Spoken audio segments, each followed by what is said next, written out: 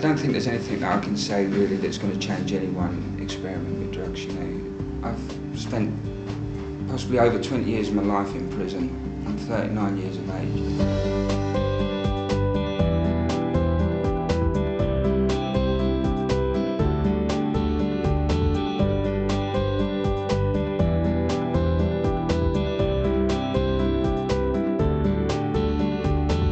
Born in Glasgow in 1968, the youngest of 6 children, all violent and father alcoholic. My older brothers had both committed armed robberies, and I used to look at my older brother James in a glamorous, gangsterish sort of life. It was something I wanted to be like. Friends of ours actually dug up a crypt at an old church, and there was these sealed lead coffins. There was one that was really small. It was pretty sad because I actually thought it could have been treasure, and it wasn't. It was like an infant child. Started with solvents around the age of 12 to 13, and then a quick progression on the LSD, cannabis 13, 14, alcohol 15, cocaine 16. My first real memory of cocaine was getting it in while I was in prison, and it was sent in through the Beano comic, actually from my brother James on my birthday. But it was 2 years into that prison sentence where I first took heroin. It totally changed me morally. You hear these stories about how your character will deteriorate downhill, you pull strokes and stuff, and I did. I've stolen off my family, stolen off friends, I've abused, trust. I was using all the time up until that time in prison with John. Me and John committed an armed robbery and got 11 years, and John got 9 years. There's a sad story about that and all that. John died a week after we got sentenced. He had cancer of the bowels and the lungs.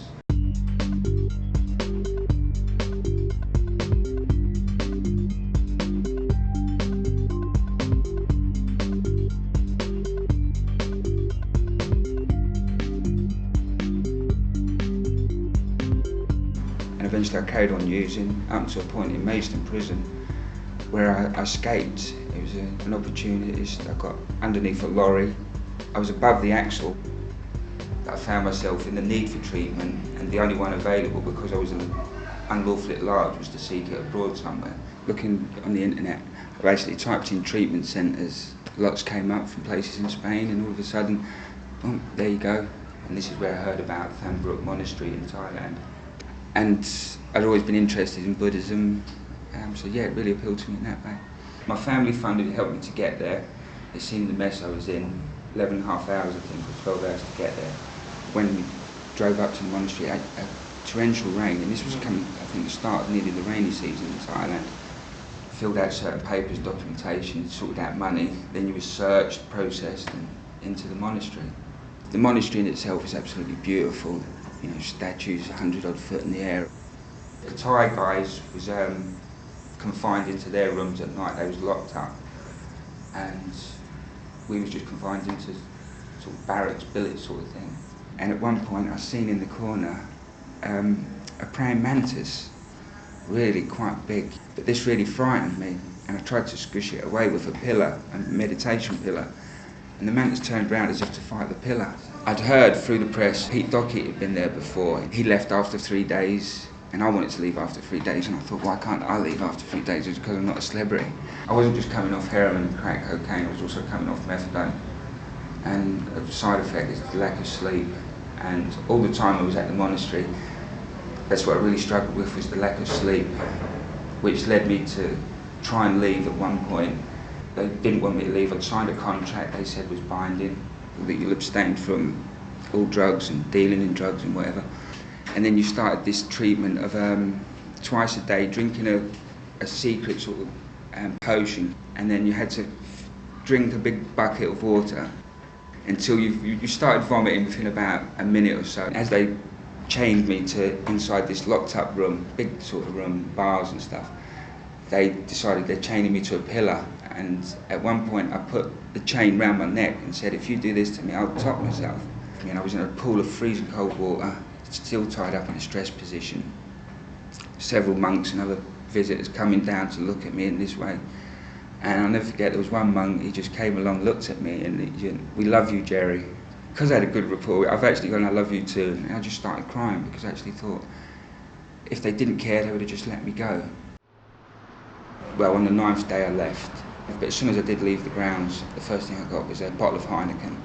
So straight away I broke the vow, my promise that I would abstain from everything. But the next day I got on the bus and went straight to Bangkok with the target of going Koh San Road, well-known Western hangout, and really that was a downfall. It's very hard to get drugs in Bangkok now, well, Class A drugs, but the drug that's going around there at the moment is yaba, which is methamphetamine, and I got some that night. But when I went to Bangkok, it was the wrong choice. The guidance of the monks, even as I was leaving, was maybe not to go there, get to one of the islands if you wanted to, really experience the beautiful things in Thailand. Unfortunately, I didn't take their advice. And I travelled on my own name, my own passport and stuff like that.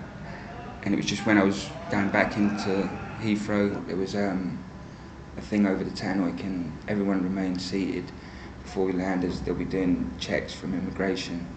And 2 uniformed police officers came on the plane and said, "Hello, Gerald," and just arrested me.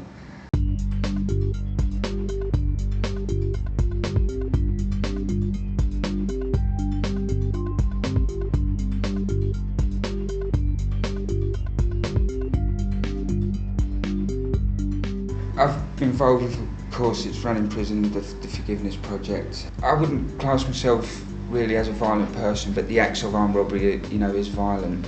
I held a woman hostage in a bank, with a gun to her head, threatening to shoot her. It wasn't a real gun, a replica. She didn't know that. She was whispering the Lord's Prayer, thinking at any moment I'm going to shoot her. I've got my co-defendants, family that I think about. I'd talked basically John into committing an armed robbery. He'd never done an armed robbery before, and his last days were spent in Brixton prison, and died in prison. It's got me thinking about forgiveness. Ultimately, I'd love to forgive myself. There's loads of people that I would hope that they could seem to forgive me for some of the things that I've done to them. I'd like to be, content, well, obviously happiness. I'd love to be in a relationship. I'd love to have children. At one point when I was in Thailand, I met a girl outside while I was in Bangkok, and at one point she was pregnant, but when I came back to England, she terminated the pregnancy. I've got to have hope. If I had the chance and I had a child, I was going to call her Hope, if she was a daughter. So I've always got a bit of hope.